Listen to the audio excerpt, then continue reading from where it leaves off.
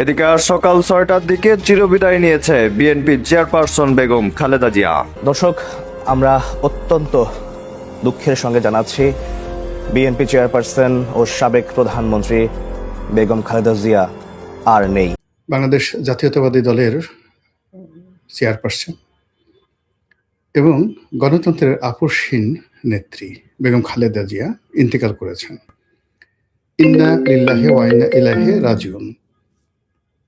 একটা জিনিস না বললেই নয় যে এখানে বেগম জিয়ার যে মৃত্যু, এই সময়টিতে আমাদের জাতীয় জীবনে, আমাদের রাজনৈতিক জীবনে এবং আমাদের অনেকের ব্যক্তিগত জীবনের অনেক স্বপ্ন, অনেক মোহ, অনেক আশা এবং অনেক ভরসার যে স্থল রয়েছে সেগুলো ভেঙে চুরে চুরমার করে দেবে।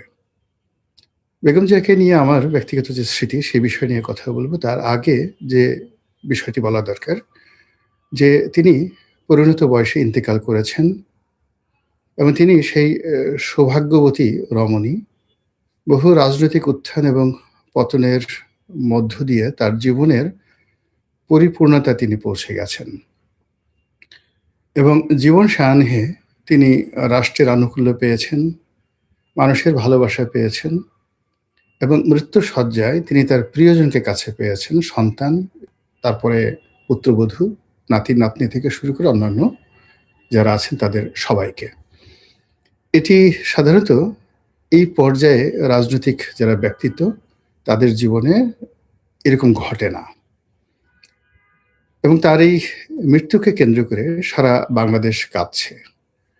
এবং আপনারা যারা আমার এই থাম্বনেইলের ছবিটি দেখছেন, এই ছবিটি মূলত ইন্টারনেটে ভাসছে। ছবির যে গাম্ভীর্যতা, ছবির যে হৃদ্যতা এবং সেই ছবির যে মোহময়তা, এই মোহময়তার কারণে যে কোনো মানুষই তার সম্পর্কে যাকে বলা হয় শোকাতুর হবেন এই ছবি দেখার সঙ্গে সঙ্গে। এর কারণ হলো এই বাংলার সঙ্গে তার যে সম্পর্ক, সেই সম্পর্ক মহান মুক্তিযুদ্ধের সময়কাল থেকে। তারপর তিনি সেনাপ্রধানের স্ত্রী, তারপর তিনি যাকে বলা হয় রাষ্ট্রপ্রধান অর্থাৎ প্রেসিডেন্টের স্ত্রী, ফার্স্ট লেডি, বিরোধী দলীয় নেত্রী, নিজে তিনবার প্রধানমন্ত্রী। এরপর গত 15টি বছর ধরে শেখ হাসিনার জমানাতে, না ঠিক শেখ হাসিনার জমানা নয়, 2006 থেকে 111 এবং শেখ হাসিনার জমানা থেকে তিনি যে জুলুম এবং অত্যাচারের শিকার হয়েছেন, যেটাকে মজলুম জননেত্রী বলা যেতে পারে। তো তার এই জুলুম এবং অত্যাচার দেশের আপামর জনসাধারণের মনে বিষাদ সৃষ্টি করেছে। মানুষের সহানুভূতি, শ্রদ্ধা এবং ভালোবাসার সর্বোচ্চ স্তরে তিনি পৌঁছে গেছেন এবং তিনি এমনি ব্যক্তিগত জীবনে খুব স্বল্পভাষী,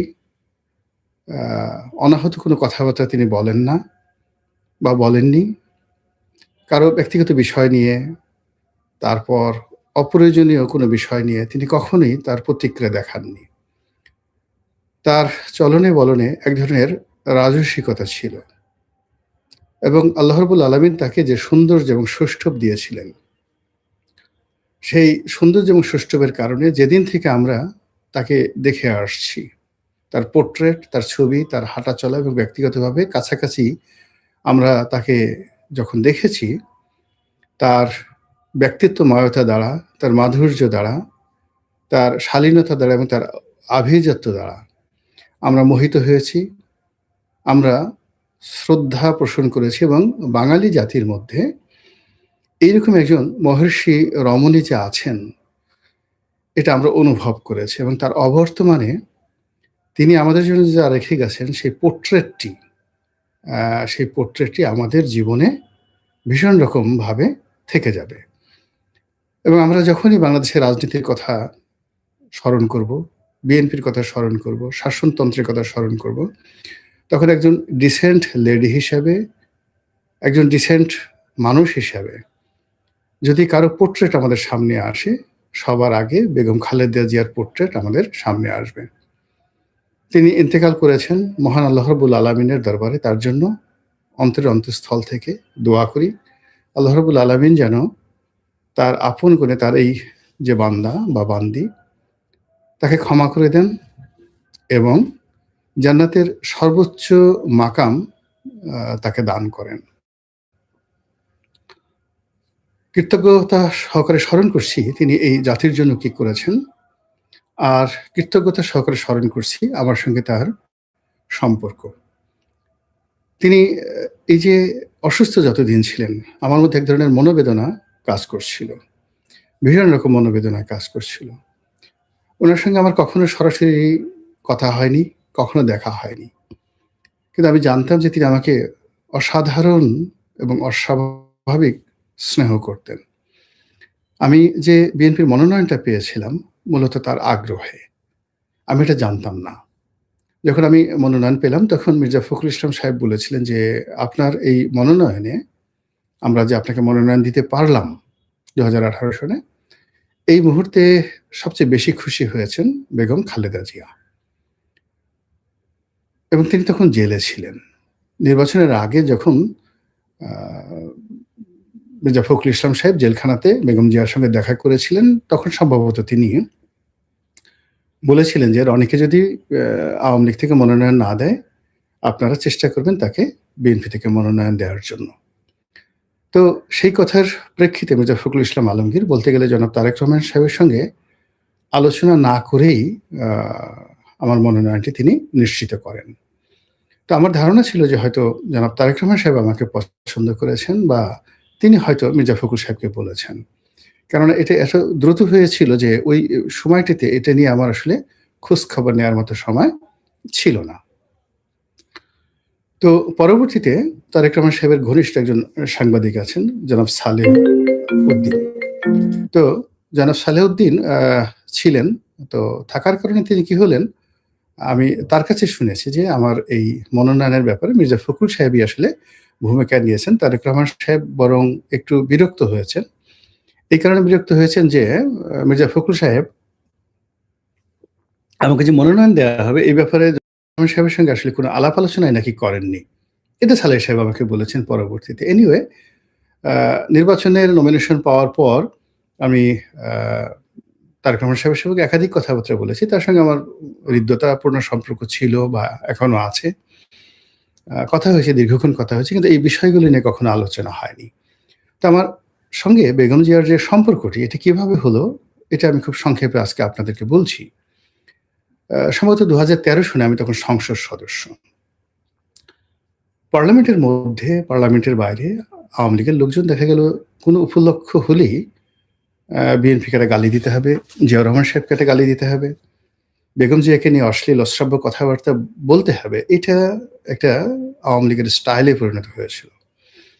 এবং আওয়ামী লীগের অনেক সিনিয়র নেতৃবৃন্দ, জুনিয়ররা তো বটেই, তাদের মধ্যে একটা ধারণা ছিল যে যদি বেগম জিয়াকে একটি গালি দেওয়া হয়, তাকে নিয়ে যদি অশ্লীল এবং অশ্রাব্য বক্তব্য দেওয়া হয় পার্লামেন্টের ভিতরে এবং বাইরে, তাহলে হয়তো তাদের নম্বর বৃদ্ধি পাবে এবং দলীয় প্রধান তাদেরকে পুরস্কৃত করবেন।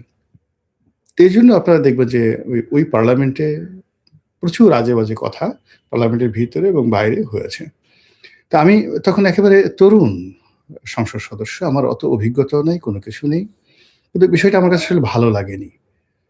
আমি একেবারে বিএনপির সঙ্গে আমার ওইরকম রাজনৈতিক সম্পর্ক ব্যক্তি পর্যায়ে কারোর সঙ্গেই ছিল না। 2009, 10, 11, 12 সনে টকশোতে যেতাম, যারা টকশোতে আসতেন, বিশেষ করে পাপিয়া ছিলেন, নীলুফার চৌধুরী মনি, তো শামসুজ্জামান দুদু, যারা নিয়মিত আসতেন, আসাদুজ্জামান রিপন, মূলত টকশো কেন্দ্রিক যে একটা বলা হয় বিএনপির সঙ্গে আওয়ামী লীগের, ওখানে তাদের সঙ্গে আমার একটা ব্যক্তিগত সম্পর্ক হলো এবং তার মধ্যে পাপিয়ার সঙ্গে আমার একটা ব্যক্তিগত বন্ধুত্ব হয়ে গেল, একেবারে বন্ধুত্ব হয়ে গেল।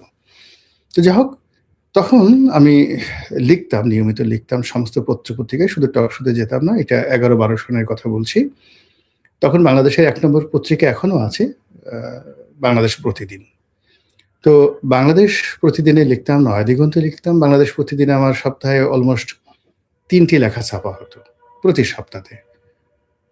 একটি ধারাবাহিক লেখা লিখতাম, তারপরে সাপ্তাহিক একটা সম্পাদকীয় লিখতাম, এরপর টুকটাক আমার যে স্ট্যাটাস দিতাম সেগুলো নিয়ে লেখালেখি হতো। তো তখন বেগম জিয়াকে নিয়ে একটা কাল্পনিক লেখা আমি লিখেছিলাম, স্বপ্ন লোকের কল্পযুগে বেগম জিয়ার রাজনীতি। আপনারা যারা এই অনুষ্ঠান দেখছেন তারা হয়তো অনেকেই লেখাটা পড়েছেন বা পড়ে থাকবেন। ওই সময়টাতে এটা খুব হইচই পড়ে গিয়েছিল। তখন বেগম জিয়ার জন্ম, বেগম জিয়ার বিয়ে জিয়াউর রহমান সাহেবের সাথে, তার বংশমর্যাদা, তার পিতা, তার মাতা, তার সৌজন্যতা, তার ড্রেস কোড, এগুলো নিয়ে একটা কাল্পনিক সাক্ষাৎকার ছাপিয়েছিলাম। মানে অ্যাজ ইট ইজ, যে আমি বেগম জিয়ার সঙ্গে নিজের হাতে আমাকে চা বানিয়ে দিচ্ছেন, তারপর আমরা বিষয় নিয়ে আলাপ আলোচনা করছি, বাংলাদেশের রাজনীতি, অর্থনীতি, বিভিন্ন বিষয় নিয়ে, এবং উনি সেগুলো উত্তর দিচ্ছেন।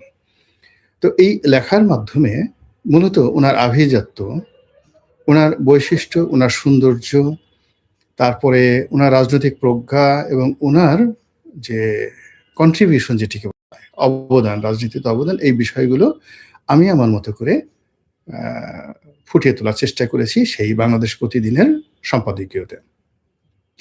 ওটা ওই সময়টাতে রীতিমতো ভাইরাল হয়ে পড়েছিল। বিএনপির যারা নেতাকর্মী আছেন তারা হাজার হাজার ওইটার ফটোকপি করে নিজেদের মধ্যে বিতরণ করেছিলেন, এবং বেগম জিয়া এই লেখাটি নিজে কয়েকবার পড়েছিলেন।